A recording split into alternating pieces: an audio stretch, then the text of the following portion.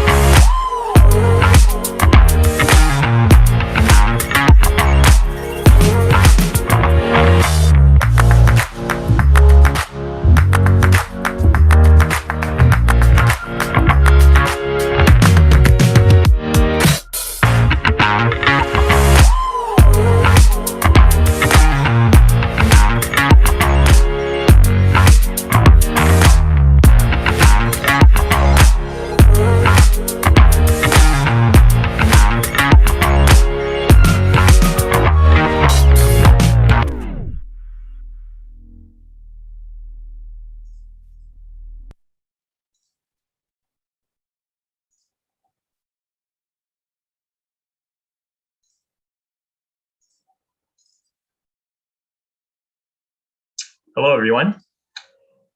Do I have a clear audio channel? Sound great. Awesome. Wow, that was amazing and goosebump giving. I assure you that nothing I'm going to present to you is going to be that flashy, but I'm humbled and honored to participate in this World Series or Olympics or whatever you want to call it about design visualization. And I believe I have a gold medal story to tell, and I'm really excited to share it with you. But before I do, I have to mention that there wouldn't have been any celebration on our end, no victory dance or cracking of champagne or whatever you want to call it, if it weren't for a couple of key individuals that I need to give shout outs to on the KeyShot side. Big thanks to Jeff Hayden and Luxion Studios, KeyShot Luxion, for the years of friendship, and Jeff for taking my calls at unholy times of the night or morning. I used to think I was special, but I know I'm not, because my design peers tell me that, you guys treat every customer like a #1 customer. I don't know how you do it, but you do it really well. And I'm really grateful for the support and friendship. And also, by the way, for all the work that Luxion does to support events like this and to help enrich our community of designers and help us perfect our craft.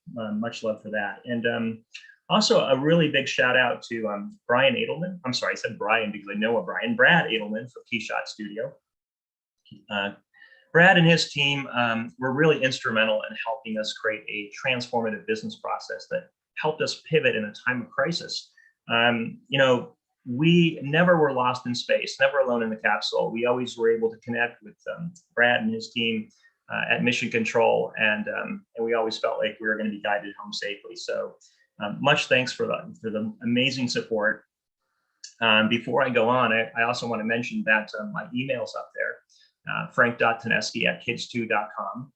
If you have any questions or inquiries that you have and you want to reach out, just use the subject matter in the email, Q for you. That's questions for you. So if you have a question for me, I'll do a search at the end of the week, and I'll know that your emails are legitimate, so I know how to filter those from spam, and I'll try to respond as quickly as I can.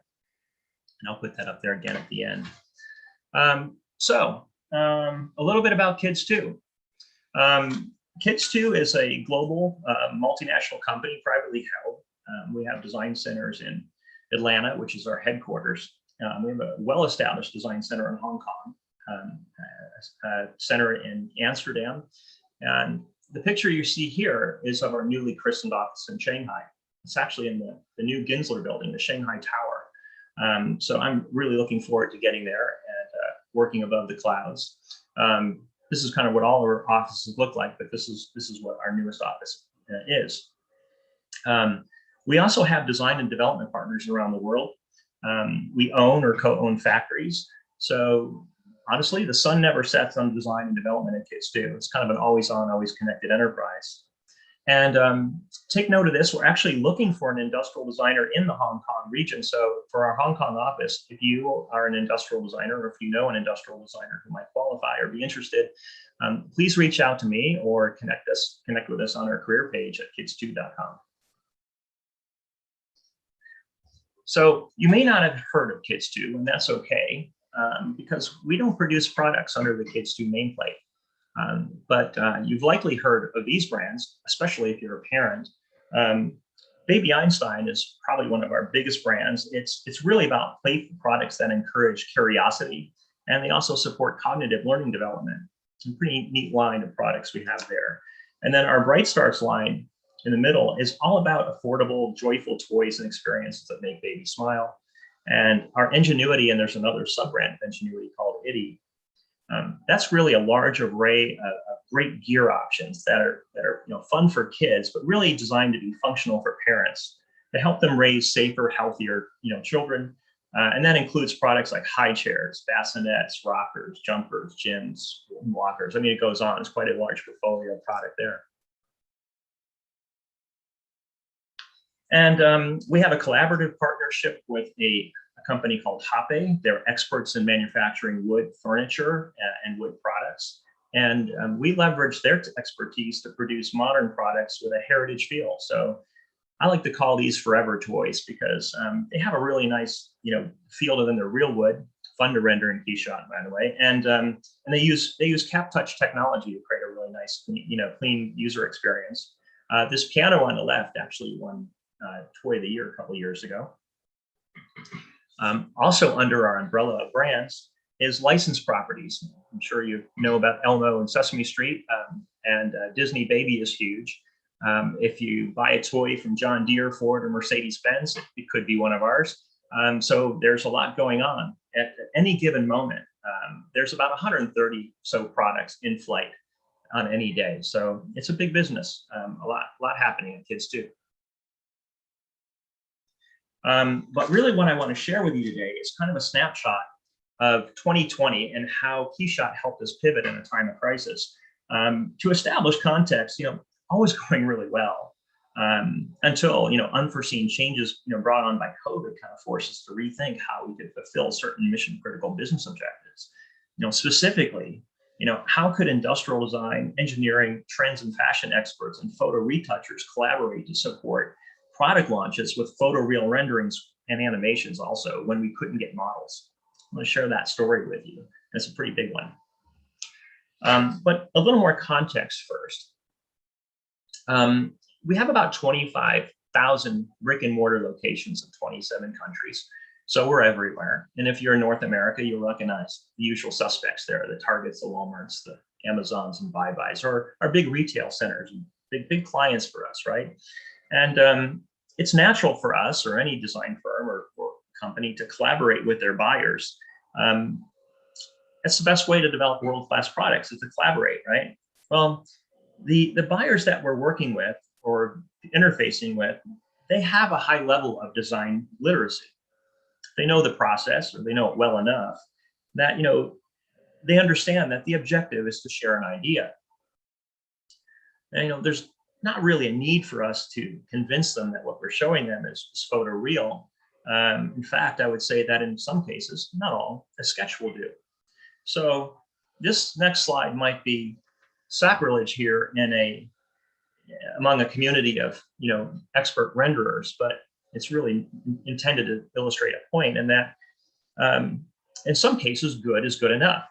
Now, I pulled this image from before I actually started at Kids2. This is pretty old, but it's illustrative of sort of a mix of 3D and 2D, and is sort of indicative of how we would collaborate or communicate with partners or buyers in a development scenario.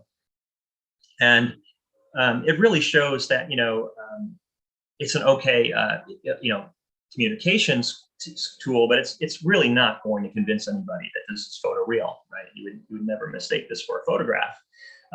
But it's a great way to quickly share ideas. And, we also have to be mindful of how much time designers invest in creating great ideas. So the idea of good enough is sort of something to keep in mind as we move forward. Now, if I look at all the inbound data coming in to create these concept renderings, and these are the usual suspects, right? I happen to be an Alias user and KeyShot user when I can. I don't have much time to drive a 3-button mouse, but when I get the chance, I like to keep it real. I use the tools. But our teams and our external partners and consultants we work with, we're using a variety of different tools. And then we're using those tools to produce, discrete renderings. So we might have a Rhino rendering and a 3D Max rendering and some photo and Illustrator stuff, et cetera. And we would use those renderings to communicate. And we would use the CAD to manage through the development, and process with the engineering. And this is pretty rote, right? This is pretty much how it's done everywhere. And eventually you move through a series or a battery of prototype models, and somewhere around where the gray line is there is where things kind of would move, not out of sight, but more or less out of our hands. That's about the period where, we're turning over our data to create a golden sample that would ultimately be made and carefully marshaled over to the people who need it. And we would usually see it. But what happens when the quarantine impacted our ability to generate these appearance models? We simply couldn't get golden samples. And suddenly, product launches, collateral, packaging, and the digital shelf, all those things that pin to photography, we're in jeopardy. And this was a really big problem for us. We could print 3D models all day long. That wasn't a problem. It's mostly a hands-off process because the designers could basically submit their data to the 3D printer and almost curbside pick up their models and evaluate them, et cetera. On location, we can print a full-size high chair, for example, on one of our large 3D printers, and we often do. It's quite amazing. But the one problem we had is that appearance models, it sort of takes a village to create an appearance model. When you think about all the hands that touch an appearance model, surface preparation for paint, graphics for transfer, fabric printing in some cases and fabrication, color matching, there's the painting and polishing and material simulations, et cetera. Well, those people weren't going to work. Everyone was quarantined and all the model shops were subsequently shut down. So, that was a problem. And also, these models were also very expensive, something to keep in mind. So we had a real problem. The problem was not just an inconvenience, it was a big business problem. And even the models we had on location, we couldn't photograph them. It was just too dangerous to get and assemble people. And of course, many of our products include the inclusion of children in the scene. So there was no way that we could assemble moms and children and acquire models and do what would be traditional, location-based photography. There's no way to do it. So we were kind of in a bind. The thought of quarantine impacting all location-based photography and photo shoots at first felt like an inconvenience. But then when you look at the numbers, you go, oh boy, it's not an inconvenience. It's a huge problem. In 2020, we had 48 products releasing in Q2, Q3, and Q4 that pinned to 22 million in projected sales. That's huge. Now, we're a privately held company, so I can't share our numbers, but I can tell you, I don't care how big you are, when you're looking at a $22 million hit, people get serious really fast. And that's what we had to do.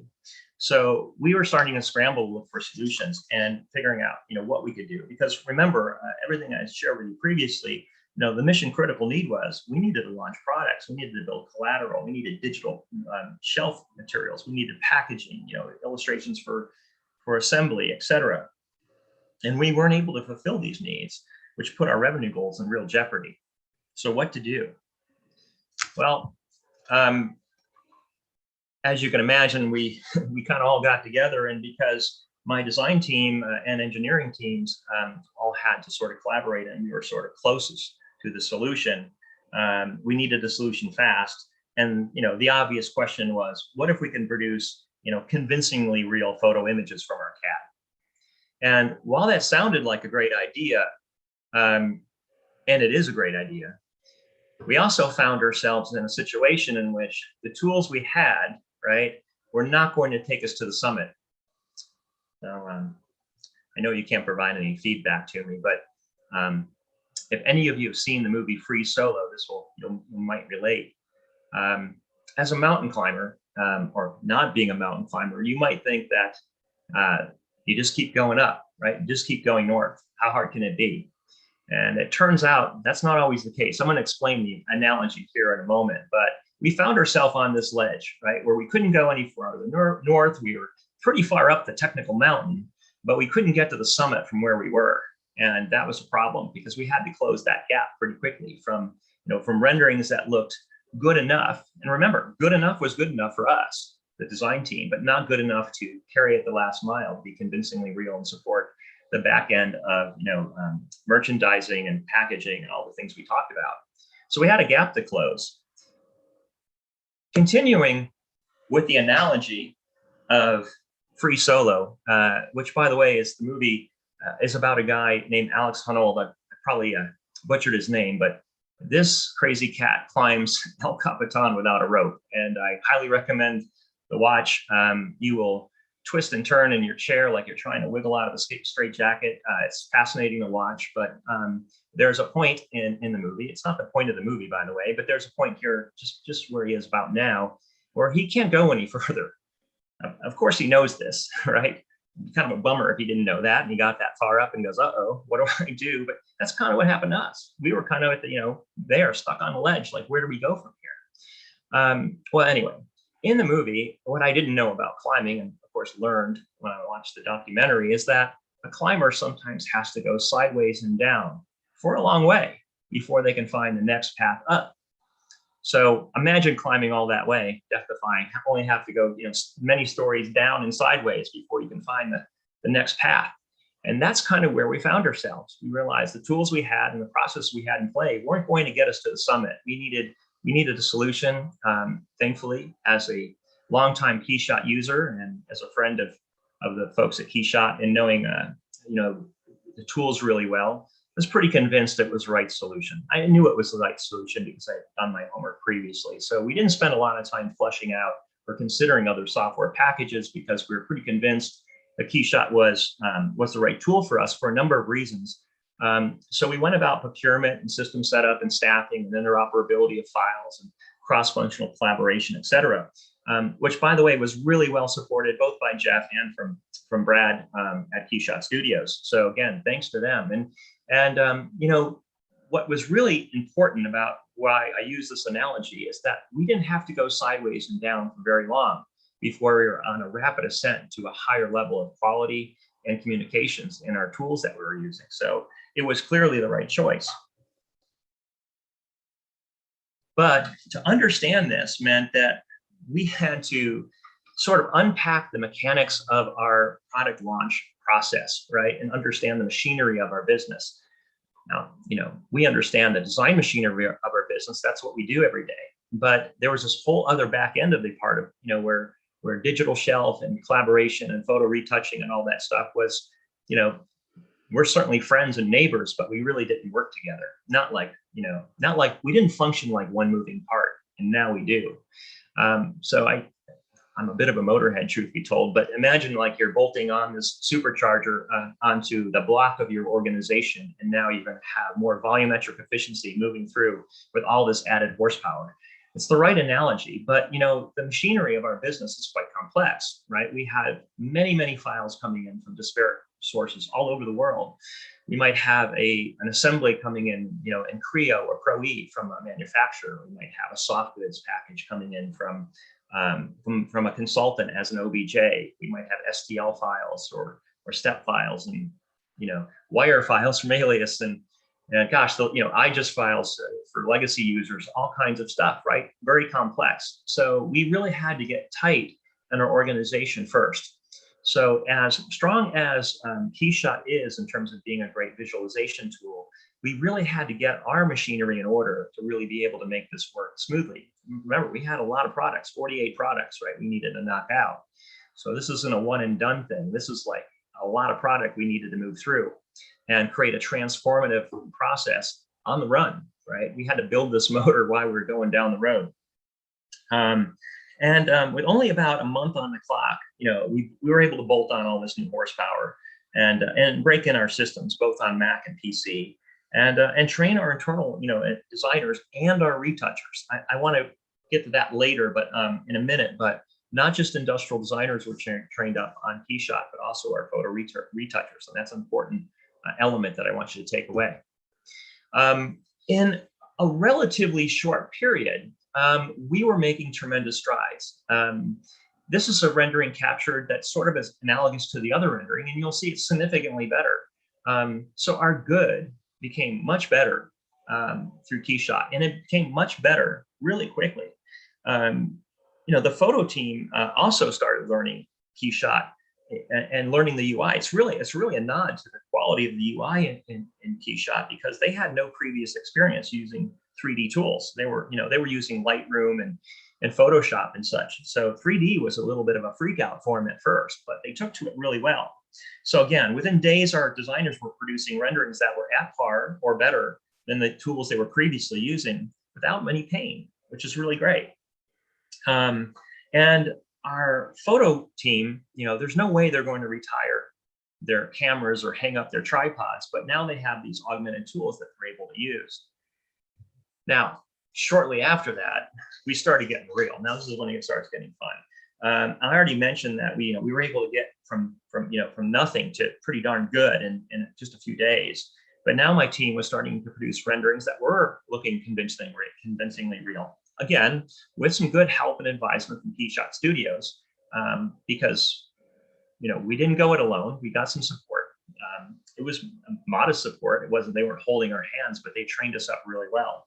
And now we're producing renderings with really good quality, albeit these images took a little more time, a little more care and feeding to produce. So the question becomes, really good creating the ability to create really good renderings in minutes is really great, because it does something for us where it accelerates the cycle time. The ability for us designers to be able to produce really good renderings, but not photoreal renderings quickly, accelerates the cycle time, and it increases the volumetric efficiency that designers have. They can produce more stuff. They can flesh out more ideas, generate more concepts, and collaborate more it's like more turns at bat when you're not waiting or struggling with the tools. But we are also able to take the same KeyShot renders, like the same files, and park those in a place where our photo team can access them, and they could take our ID renderings and turn them from good to great. So what a great way for the photo team to sort of augment our products with all the tools and all the things they enjoy by using KeyShot as a tool to help us create better renderings. Now, this is basically a screen scrape of some of the first renderings being generated by our photo team. You'll see that they imported our CAD that we generated from design and our very kind of pseudo raw KSP file, and kind of goosed it up to look pretty good. The baby that's been added there to show context is actually digitally rendered in.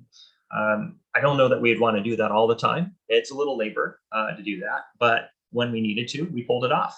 And being able to do that meant that we were able to meet those product launches.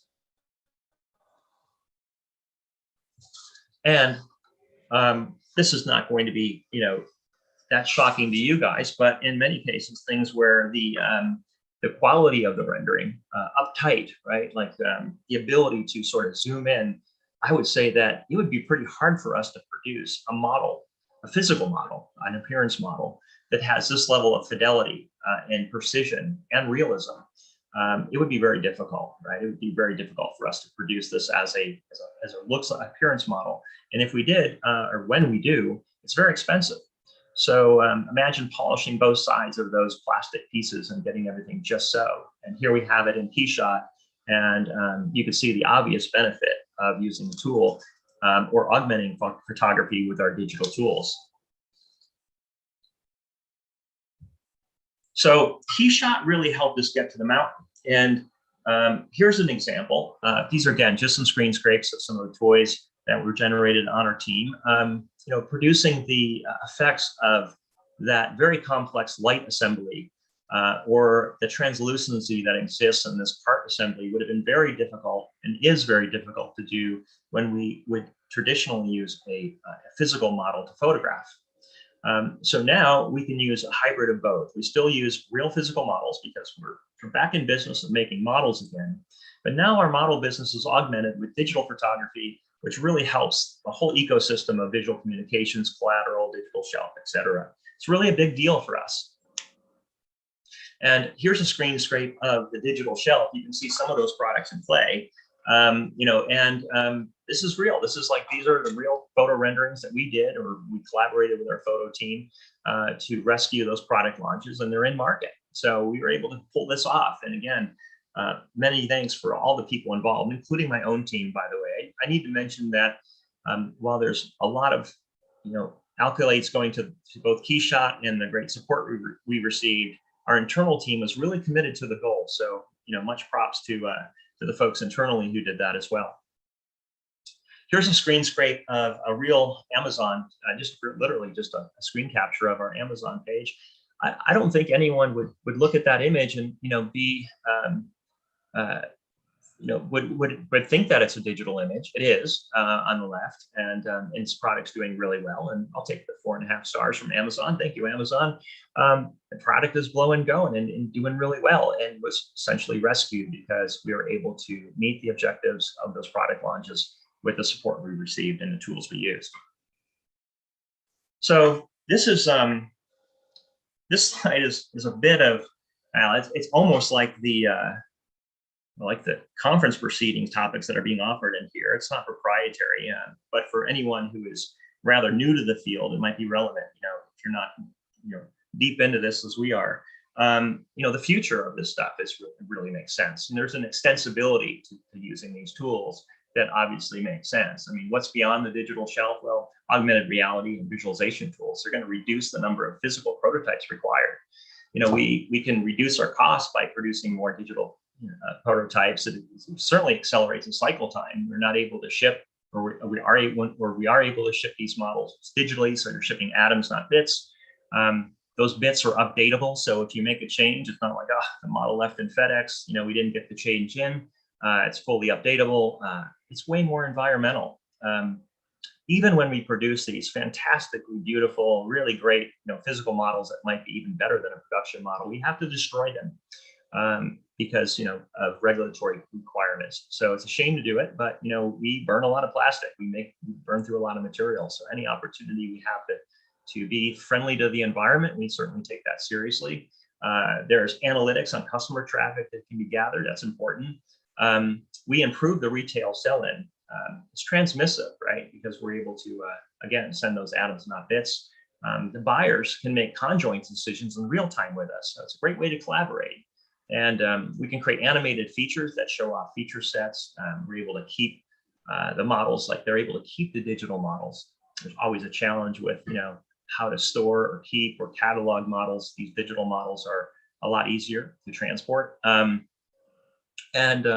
We're able to provide some contextual views. So you can see the product in your own home, the assembly videos on YouTube, a digital manual, that makes sense, animated features and aspirational images that are really more inspiring than a static image. So that's really how things happen for us at Kids 2. That's a summation of my story. I think I have a little bit of time left.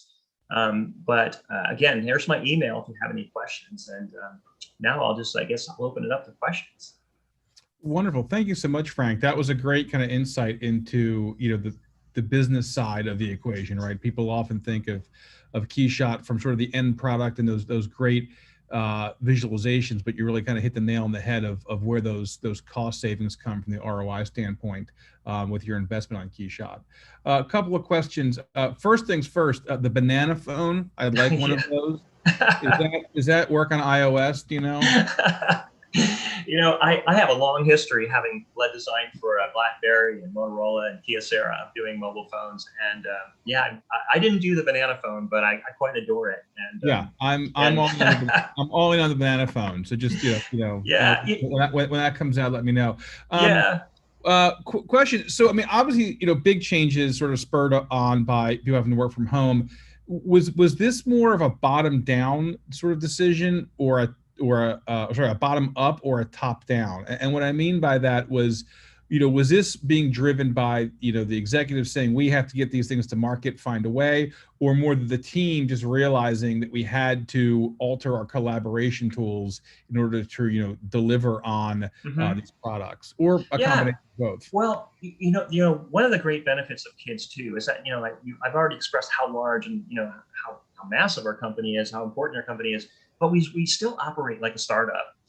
It still has a very hey, I'll push a broom if I can help the company make a success, anywhere. So, and that's sort of the attitude of the company.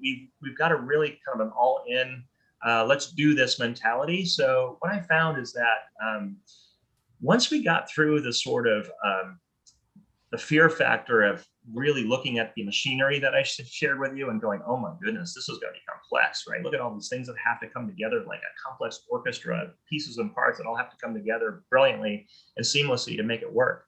And that was a little bit challenging because it involved the participation and collaboration of multifunctional cross-disciplinary teams to really commit, right?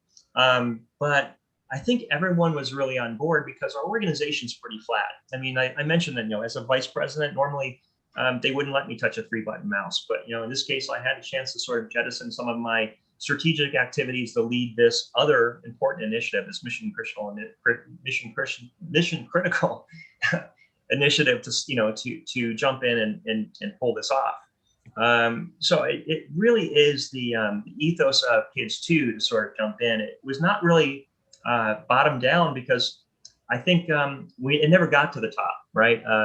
Or top down because we recognized the problem sort of in the middle, and then we managed through the problem together as a team.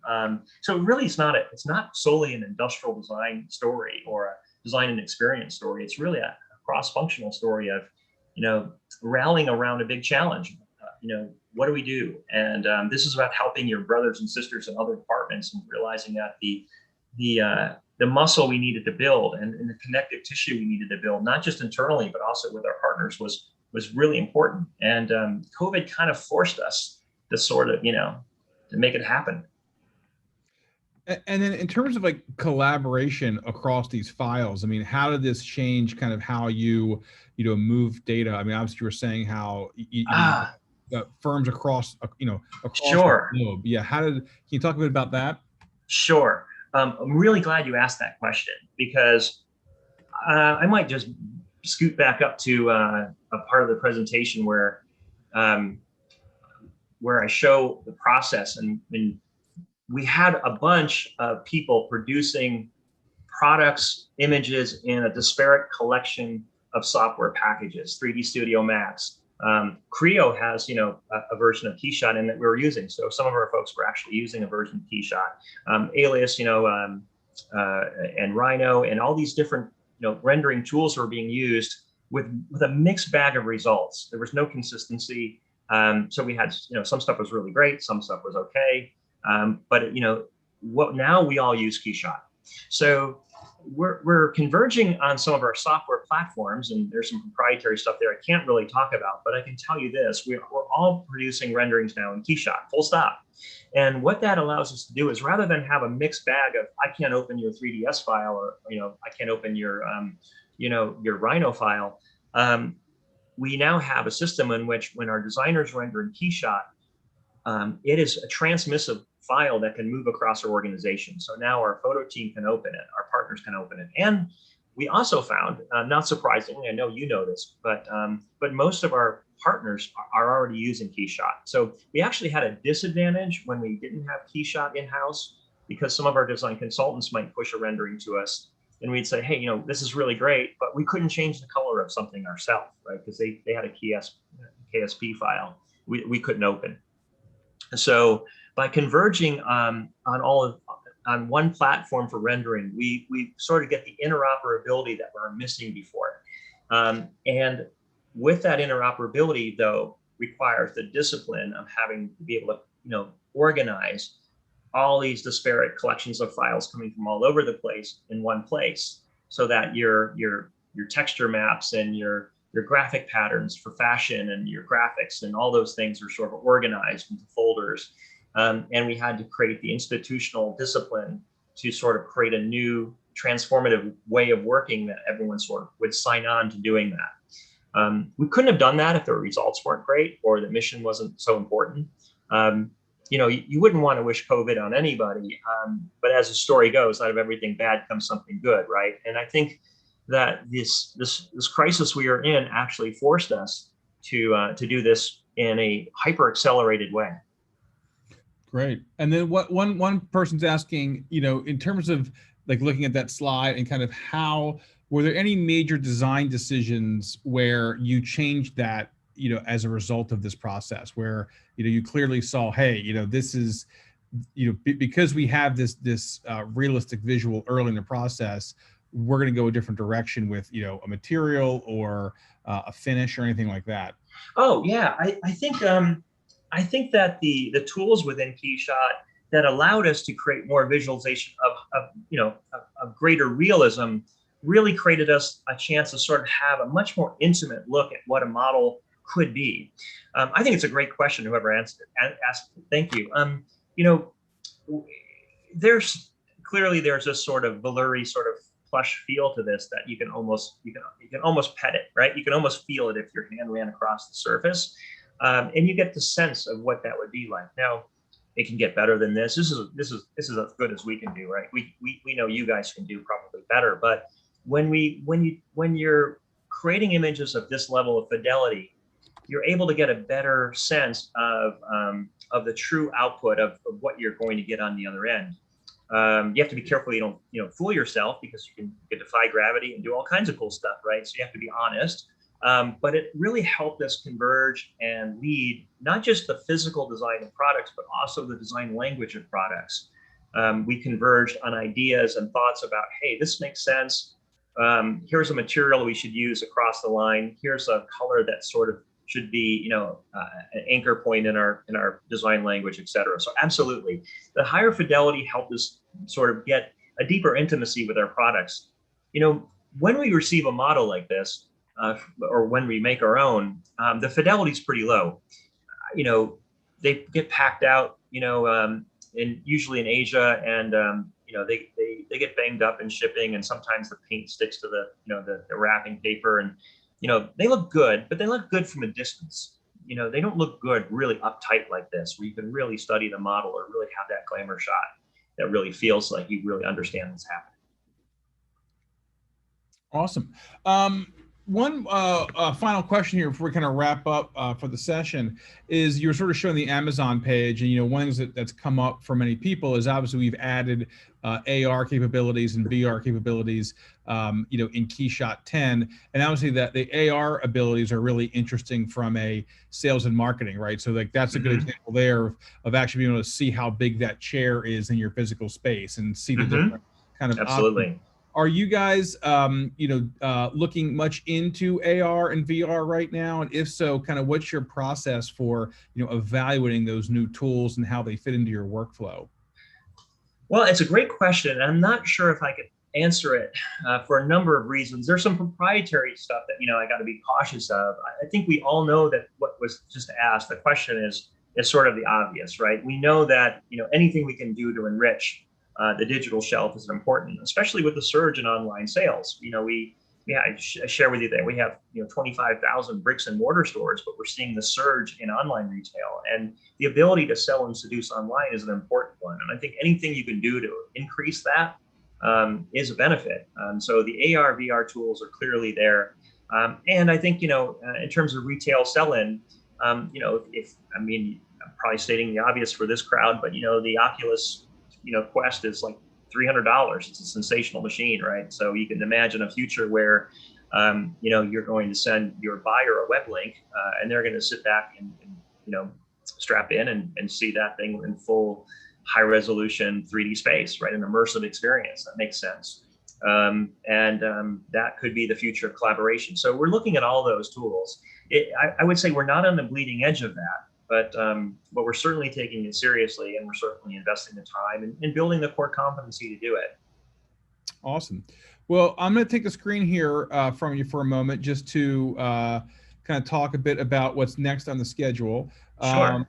A huge thank you to Frank for today's presentation. As we mentioned before, all these presentations are on YouTube, so you can watch them later if you had to come late or had to leave early. That was really, really compelling content. We're coming back tomorrow for our final day of KeyShot World. So we will be here at 10 a.m. Pacific time with our own Kareem Merchant talking about collaborative design with KeyShot and Stratasys. So if you're curious about 3D printing and the 3MF file format, that is going to be a really great presentation. We have Michael Pavlovich from Certain Affinity talking about KeyShot with ZBrush, specifically around games and how he does game assets with ZBrush. So definitely want to come back for that one as well. And then we're wrapping up with Tyler Anderson and Jack Marple from Offsite, talking about making eye-catching product shots and some of the tips and tricks there. So we have one more great day of content for you. Again, I want to thank our sponsors. In particular, I want to thank Render World and Design Burger today. So we have a giveaway, which I mentioned earlier, which is a KeyShot Pro, a KeyShot 10 Pro license, and that is going out to Mariana Saldivar. So Mariana will be following with you directly, and I'm sure you can be very excited to get your KeyShot 10 license. And thank you again to Design Burger and Render Weekly for making that happen. Thank you again to all of our sponsors. A big thank you to Frank. Frank, any parting words for us? Hey, hey, thank you. It's an honor to share the story, and thanks for the folks at KeyShot. And if anyone out there is looking for an amazing, great position in Hong Kong as an industrial designer, please reach out. We are actively seeking. So hope to hear from you guys. Wonderful. Well, thank you all very much, and we will see you all tomorrow at 10 a.m. Pacific time.